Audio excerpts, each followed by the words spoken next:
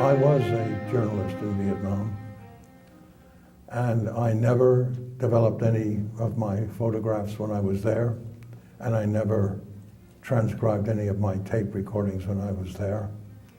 I kept them all until I returned. And when I returned, I then put together a piece called The Children of Vietnam, January 1967. And Martin King was on his way to Jamaica with Bernard Lee, his bodyguard, and he was going through his mail, and he was a subscriber to Ramparts,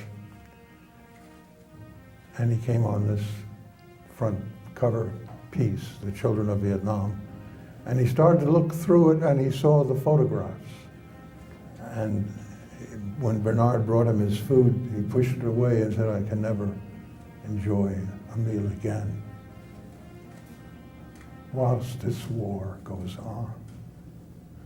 And then he asked to meet with me, and it was agreed that I would go with him to Harvard, and we would then open Vietnam Summer together.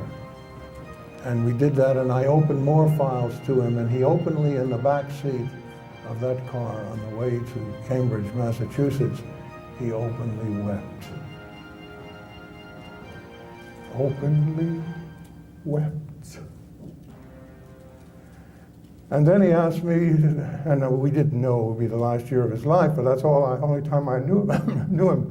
He asked me then to stay with him and work with him, and we developed what we thought was going to be a change in American history, a third-party ticket of Benjamin, Spock, and Martin Luther King. Martin Luther King for president, Benjamin Spock, the baby doctor, for vice president. We held a convention, worked hard on it, held a convention in Chicago at the Palmer House in Labor Day of '67, and 5,000 delegates came from every progressive organization in America, and they were there. What we didn't know, how naive we were, was that that was never going to be allowed to happen because of disinformation, disruption. There was created a black caucus, and every black delegate who came in was pulled into the black caucus. And the black caucus became a very formidable source of information and disruption. And they were guided by the Blackstone Rangers, who some of you may understand were a gang in Chicago who Mayor Richard Daley organized as a force to disrupt the convention. Martin was the keynote speaker. I introduced him. He was the keynote speaker. And as he was speaking, a note was passed over my shoulder to me, and I looked at it quickly, and then, with a bit of horror, studied it. And it said, "Get him out of here after he speaks, or we will take him hostage and embarrass him before the world." So when Martin finished his keynote address, I pulled him and Andy aside and said, "This is what has happened, and you're a unifier. They don't want you here at this point, so you better leave before something untoward happens."